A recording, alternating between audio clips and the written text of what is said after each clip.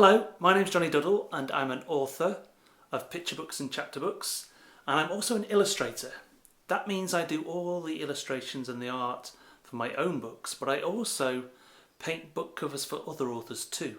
Probably the most famous book covers I've painted so far are the Harry Potter books.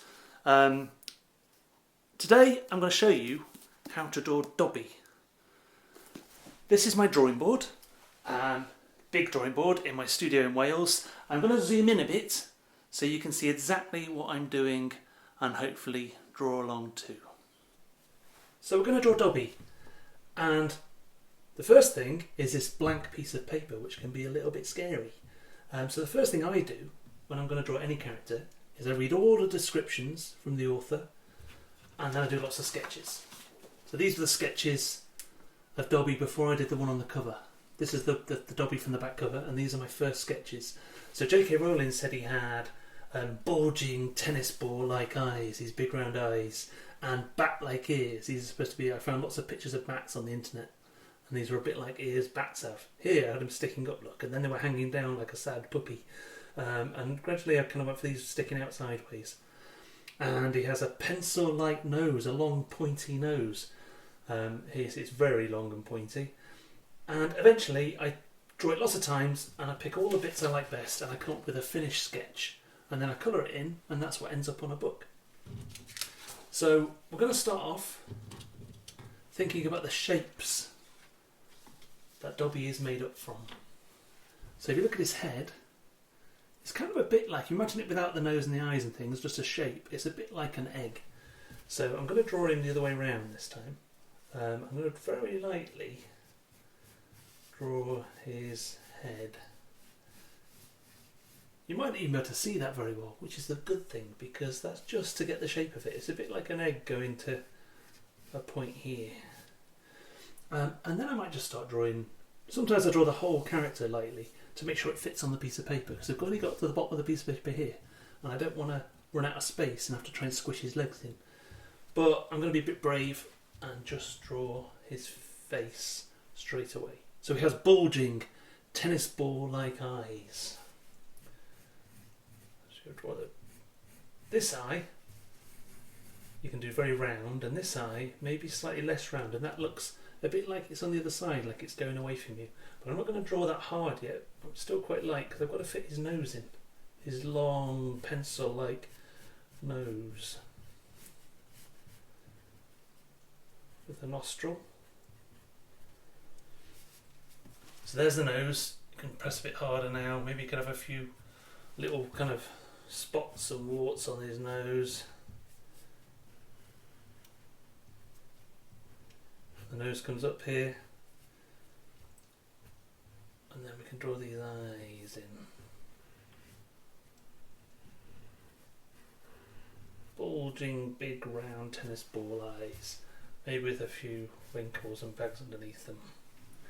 And then when I draw eyes, he's going to be looking at his sock, which I think is going to be about here. So on your eye you have an eyeball, a big round white eyeball, and then on that you have an iris, which is the coloured bit, and then you have a pupil in the middle. So I'm going to draw the pupils first, looking down at where the sock might be. So these are going to be black kind of dots really, but I'm going to leave a white bit. If you look at anyone's eyes, you can see little reflections of light. So if I leave a little white bit, it makes it look like some light reflecting. You can draw the iris around those.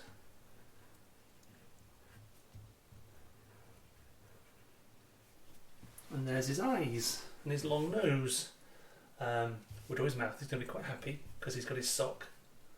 So if we come down here, and a happy mouth, smiling mouth, going to kind of a non-existent chin really. Doesn't really have much of a chin, my Dobby. Look, he's going to just goes to nothing into his pillowcase. And rather than being plain, you can draw some little you can draw some little eyebrow shapes.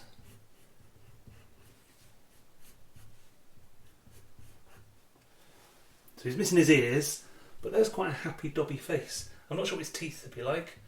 Didn't really pay attention actually. Maybe I should read the book again. But let's give him a few teeth. the mouth comes down behind like that. There's some more teeth here. You could shade the mouth in.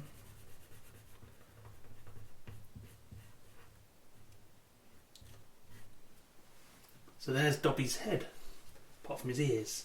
Maybe we'll draw one ear in here, so he has these bat-like ears, which are kind of a bit like kind of much wider rabbit ears, really.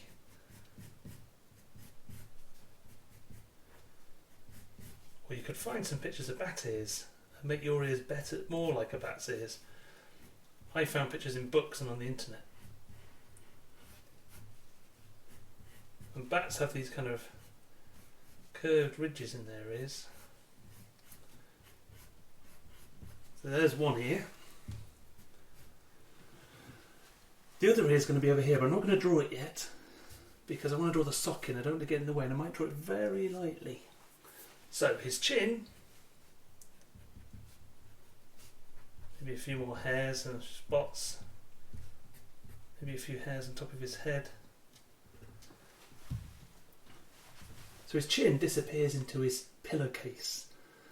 As a house elf, he wears a pillowcase, so it's quite good, a pillowcase, because it means you don't have to draw the body. It's just the pillowcase shape. So imagine a pillowcase. Maybe it could be a bit tattered at the bottom. It's got a split here for his neck, some sewn bits here, and then it'll have an armhole for his arm to come out of on this side. Maybe some stitching up there as well. And if you want to draw stripes on it, stripes are quite good because they can curve over the shoulder and make it look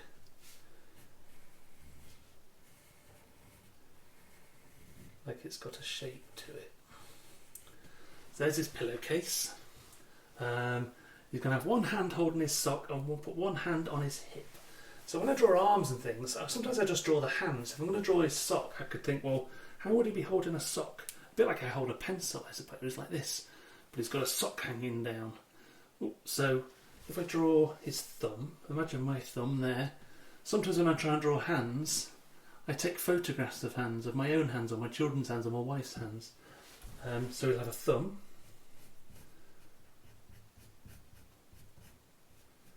There's his thumb.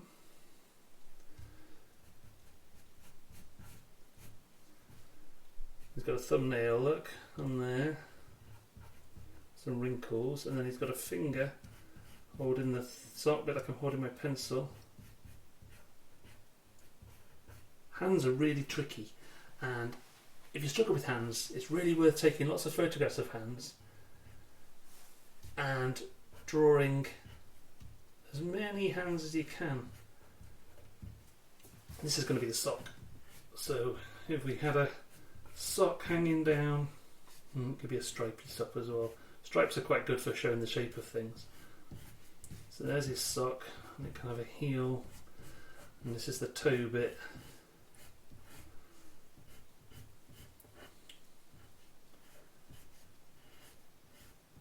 It looks like it's got a hole in, but it hasn't. We'll do some stitching there.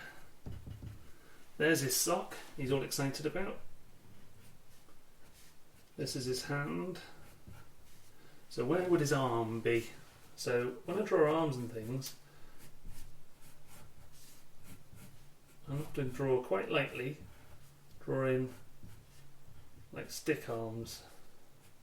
Some shading here to show it's coming out of his body. He's very excited about that.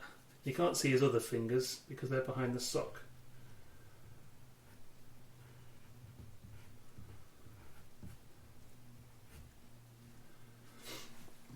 Maybe you could see a couple there.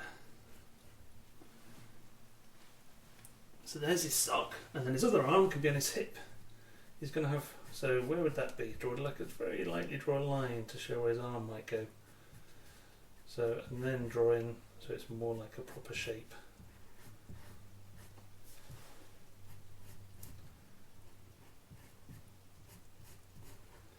I think he's going to end up with very short legs after me saying I won't draw him all in to make sure he fits. And his hands on his hip. So imagine your hand tucked behind your hip. His fingers are all curled round like that. Maybe that's not big enough really. There's his hand on his hip. And then he's got his legs sticking down. Little skinny legs. Coming down, can you see that? Maybe I'll go a little bit higher to draw his legs in. So, feet are like triangles, but not equilateral triangles, ones that have the same size sides. There's a little side here, very steep, and a longer side here, and then I draw very directly drawing circles where the end of the toes are. Remember the big toes in the middle.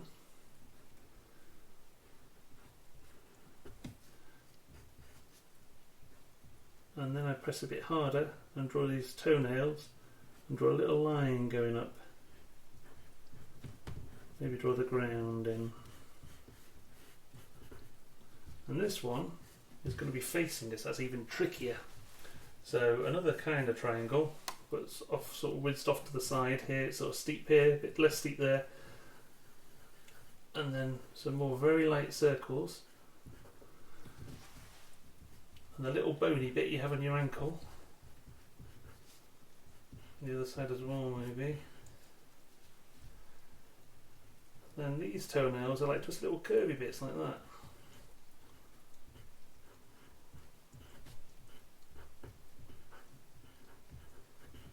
So there's his feet. Draw some shadow on the floor. So it looks like he stood on the floor. Maybe he could have some hairs and things and little spots on his feet.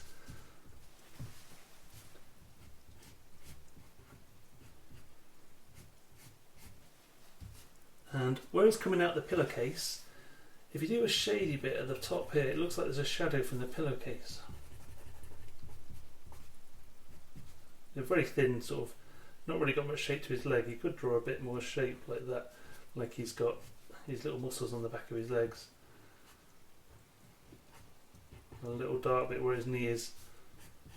And you could also do that for the back of the pillowcase, draw some sort of shaded, so it looks like the pillowcase is more 3D.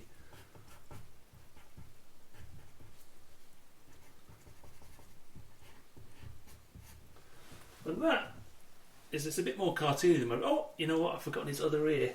So if we draw him very lightly over here, because if I do it too dark, this is his other ear. That's his other ear in the background. And he's very happy about his sock. Maybe a few more little spots and hairs. And that is kind of as far as I go with a sketch. And then if it was for a book cover, I would then, normally I paint on the computer, so I would scan this or photograph it and then colour it in on my computer. And there's Dobby, finished.